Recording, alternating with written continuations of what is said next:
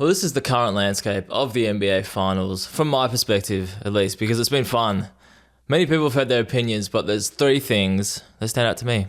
Number one, the buzzword, the buzz sentence, the buzz topic that every single person has talked about, and that is Tyrese Haliburton's aggressiveness. And I honestly don't even want to spend too much time talking about this, but are we overrating pretty much how important his aggressiveness even is? Number two, this is a defense-first series. People always talk about Indiana Pacers' pace on offense, but the pace on defense and the impact on defense on both sides is what really stands out to me. Every single game of this four-game series that's been played so far. Next one, the Pacers role players. There's just something with the role players that they can literally win games by themselves for them. So let's dive into that. But firstly, Tyrese Haliburton, his shot selection. Or his first shots, I should say. His aggressiveness. That's where his aggressiveness comes in. It's like, how early is he looking to get his own shot? So I thought it'd be a great idea, just personally, to check every single game, watch when he first takes his first shot. So there's been 4 games. And also if there's any tie-in with the Pacers winning those games, or how well he plays, how many shot attempts he actually takes for that stuff. So I thought it'd be fun to do that. So let's do it. Game 1. And you can tell me if there's any correlation between it, well, once I read out these stats. But game 1, obviously, all of these he took in the first quarter. That's when he took his first shot. But game 1, 4 minutes 40 left on the clock. Bit late to the party on that one. Game 2, 7 minutes on the clock. He came up earlier in that one. Game 3, just stick with me here. This will bring a point. Or maybe won't bring up a point at all. Game 3. 6 minutes left on the clock. Game 4, aggressive early. Took his first shot with only 9 minutes left on the clock. So that's like 2 minutes into the game or whatever. Now, the interesting thing is here that it isn't really that interesting. That's what I'm rolling with here. Because, look, if you look at the games, so game 1, look, roughly he pretty much took a few minutes every single game, except for game 4, to get into a flow and actually attempt one single shot. But game 1, where he attempted his first shot, 4 minutes 41, he had 14 points of 6 of 13. Pacers won. Pretty much he got into the game earlier in game 2, took his first shot with 7 minutes left on the clock. A few more points in 17, but they lost that one. Jumped to game 3, pretty much the same, took his first shot 6 minutes in, 22 points. Good result. Won. Indiana won that game as well, game 3. Game 4, they lost that one, and that was when he was most aggressive. So, what does this tell me? This might tell me that his aggressiveness based off, his first shot alone might not even matter that much. Like, we're placing so much emphasis on, Tyrese Haliburton's aggressiveness and how much he's looking for his own shot versus creating for others. But maybe it doesn't even matter that much, because in both games that he shot his first shot earlier, so quicker, therefore being more aggressive in the eyes of many, Indiana lost. So is that just... Look, I know it's only the first shot. That doesn't tell the full story, but I still found that interesting because it might maybe we're placing too much emphasis on it. Maybe he's found the perfect balance, and I'm going to talk about a bit about that later. Now, the other part of this is, in the one game that he shot the least amount of shots, 13, and the other, he shot the most. That's where Indiana Pacers won the game. So there might not be that much correlation to it all. Maybe his aggressiveness just isn't as important as we think. Maybe he's got the perfect balance, because right now they're 2-2 and nobody even expected Indiana to be... Maybe they expected Indiana to be pretty much done by now. So I'm just placing the credit in the hands of Tyrese Haliburton, because maybe he's just got the balance perfectly correct for what he needs to do. Maybe people should stop talking about his aggressiveness. So I'm going to stop talking about it. I just wanted to throw it out there. I thought the stats might show something kind of interesting, and I reckon they did to an extent, but it also tells us that we can read way too much into this stuff. So let's move on. That's my point here. Next, I wanted to talk about the defense. Everybody talked about how fast the Pacers offense were, and some of the numbers they were putting up during the season, if I recall correctly, were pretty stupid. Like high 100s or mid 100s. I don't know. I'm pretty sure there was a game that was pretty stupid. But anyway, every single game I tune into for this series, it's the defensive impact that really stands out to me, honestly. Like every single game. And I was trying to look through every single player on both sides that I was like, hey, this guy makes a defensive impact. This guy makes a defensive impact. And the list just goes on. I'll read them out. My mind goes to, firstly, Andrew Nembhard. I love his competitiveness on the defensive end, and that is so crucial for the Pacers. It's not even, there's moments on offense as well, but his competitiveness, his ability to be like unafraid of matching up against his Canadian teammate in SGA, he just doesn't care. And he also doesn't care on offense sometimes as well. Like, he will go at you, and that sort of boldness and confidence is so important for Indiana, especially when they need guys to create their own shots. And he has a few moments where he can get down to his own and kind of do that for him. But the defensive end is really where I love him. Because, look, you can't watch every single 82 games. Like, it's an 82 game season for 30 teams. Like, you can only watch so much basketball. So on this stage, you get to see guys like Andrew Nembhard that you might not see that much of. But he's just at it. He's just up and in SGA. He made SGA frustrated, which we never really see in the opening seconds of Game 3, where SGA kind of just lifted his elbow and hit him a bit. Call it incidental, call it whatever you want. But what you can call it is Nembhard is annoying SGA, and his defense is just awesome. So that's where my mind goes to for defense. But the list of players: Nembhard, Caruso. Everyone loves those two, and then everyone loves the impact of Aaron Naismith early on. It's kind of dropped off a bit because people are talking about what I just did, and that is Nembhard versus SGA rather than Naismith versus SGA. But then you talk about the versatility of some of the more key guys, like the star players, like Jalen Williams. He has several moments on the defensive end where you're like, hey, this guy isn't just an offensive guy that people want to talk about. But in that vein, Tyrese Haliburton and SGA, you know their star power. They are the head of the snakes for both their respective teams. But what they do on defense, they play well on that end as well. It's not as consistent as some of the other guys, and quite frankly, they don't have the energy or the fatigue levels to actually do what the other guys do, because they carry so much of the offensive load, especially SGA. So give that man a bit of a break on defense, even though there was several moments where he was not good on defense in Game 4. But him and Haliburton, they get their hands on balls. They play good defense. They have moments themselves, which, as I said before, is really cool. Go down the list of other role players: Cason Wallace, Ben Shepherd, TJ McConnell.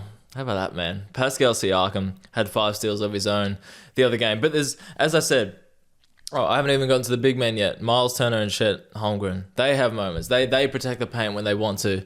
They have several key deflections and all these things. But my point is that there's just so many defensive players that have an impact for both clubs.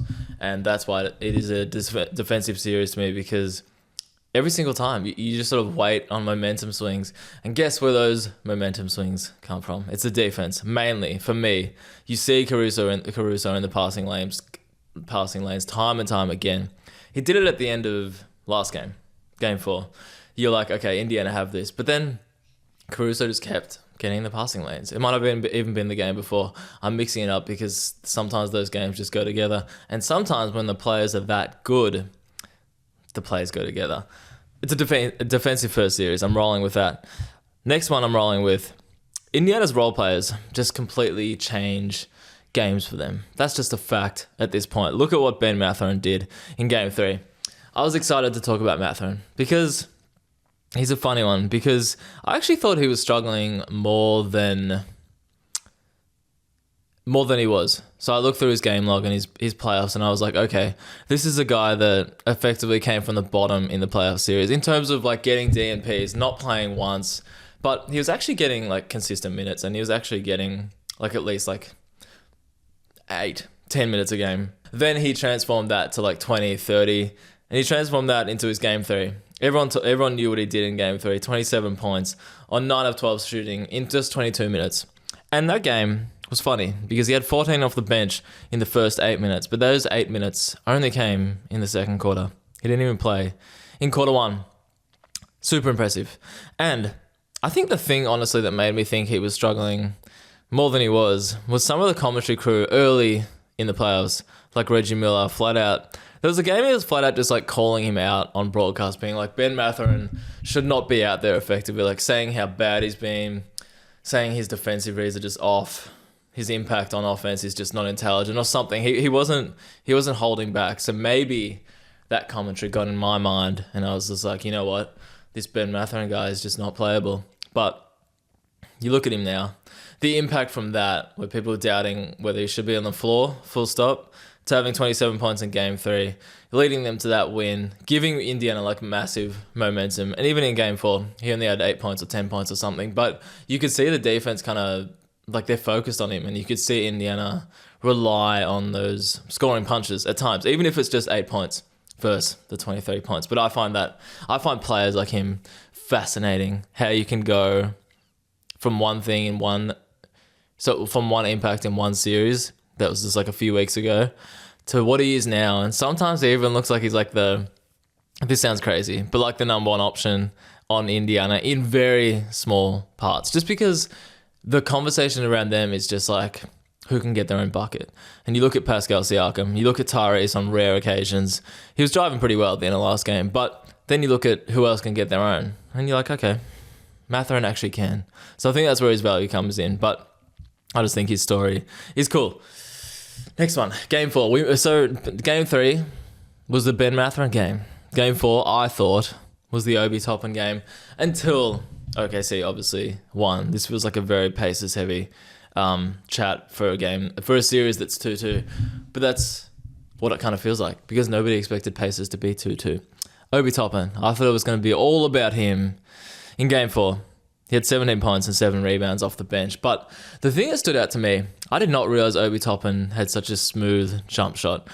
All you hear about him is his athleticism, his dunk contest, him doing between the legs dunks in the middle of games. You see that a lot more than you probably should sometimes, but that's what the headline is for him. But his skill set for a guy his size, especially the smoothness of his jump shot, I have that mid-range jump shot, and I know that sounds not sexy at all, but I have that mid-range jump shot stuck in my mind from Game 4 yesterday, that it was just so smooth. And I know that sounds super basic, but it just kind of showed to me that he has that skill set. And he's like, if he can turn it into like a consistent weapon, he can do these things for Indiana. 17 points in a playoff game, in a big finals game, is awesome, obviously. But I just love that aspect of seeing people on this stage doing bigger things than you kind of probably expect and making a name for himself. He did, of course, hit those back-to-back threes in, I think, the fourth quarter, or maybe it was the third quarter, but it was a big momentum swing regardless. So I really like that from Obi Toppin, and I really like his jump shot. I honestly don't even know who has a smooth kind of jump shot like him for his size in the league. But that's a conversation for another day. TJ McConnell, what a funny guy this guy is. Like, in the best kind of way. For a guy that's like undersized, unathletic, I'm really flaming. I've never used that word in my life, but I'm really getting in on him for what type of player he is. But I say this because it's a compliment. For a guy that doesn't have those tools to his advantage to make the impact on the game that he does, he's awesome. And I don't even know how to explain it. Actually, I do. He just plays harder and smarter than his opponents. Sometimes it's as simple as that. You know, people always talk about it's the heart, not the height. TJ McConnell is kind of like that player that you're like, okay, this is why those people say that. This is why that saying exists. That some literally just do play with their heart rather than their height. They don't care how unathletic, how undersized they are. All they care about, and I'm pretty sure TJ McConnell said this on a recent podcast, he still plays like he doesn't belong in the league. If you're a veteran at 33 years old and you still play like you don't belong in the league, even though you clearly do, you've clearly had all these years to prove you do, that just shows how he's impactful. And it's like, people look at his defense because he's going to dog you, he's going to be annoying, he's going to be all over you, he's going to press up on the ball. But even his offense, he's giving you 10 points a game pretty much off the bench in these consistent finals games. And he's doing it by just being aggressive, smart, mid-ranges, love him. And his steals, his deflections on defense. Some of those inbound steals are just hilarious to me because he just times it so well. There's one that's vividly in my mind where he just like jumps up and palms, like just grabs the ball immediately from the inbound. I don't know how many times I've seen that in NBA history, in basketball history. Just the timing of that. Hilarious. Anyway, TJ McConnell, like his impact on all these games are just, I don't know. You can't say enough about it because in the finals like this, it just gives your team momentum, especially on the defensive end. He does the things that people are not willing to do, especially like these highly touted American prospects, and any prospect that comes into the league, they're not thinking about doing those dirty plays. They're not thinking about pressing up on inbounds and trying to get steals. That's just a fact. That's why you need people like TJ McConnell who are humble. They know their role. They know what they can do. And they don't think they belong yet. That's the mindset they play. Even if you're a veteran of the league for like 10 years or whatever he's been. TJ McConnell. Big fan. So that leads us to Game 5. I've just written here, what's next? And honestly, I don't know who the hell knows what's next. But that's the beauty of it. Because you just, like, the series is just weird. The series is beautiful because you don't know what to expect. Indiana people, people didn't expect Indiana to be here, like, tied, let alone they were almost up 3-1. Like, imagine that. That would be next level. But it's kind of like a tied ball game again. Clearly, if it's 2-2, it's tied. Now it's just like, what's going to happen next? And one of the talking points, I've talked a lot about Indiana, but I want to talk about SGA quickly. And that's, to me, that's a big sort of, obviously he's the MVP. He's going to be a focus for whatever happens for the rest of the finals. But the thing that's interesting, his 2 buckets down the stretch. He hit a 3 once Tyrese Halliburton did. He kind of matched that. And then straight away he hit a mid-range. And that pretty much made OKC win the ball game in Game 4. But it's weird because it's like, what balance of scoring and even his effort on the defensive level, that was a big talking point in on the defensive end. That was a big talking point in Game 4. It was like, SGA has to be better. He's clearly tired. He's clearly fatigued.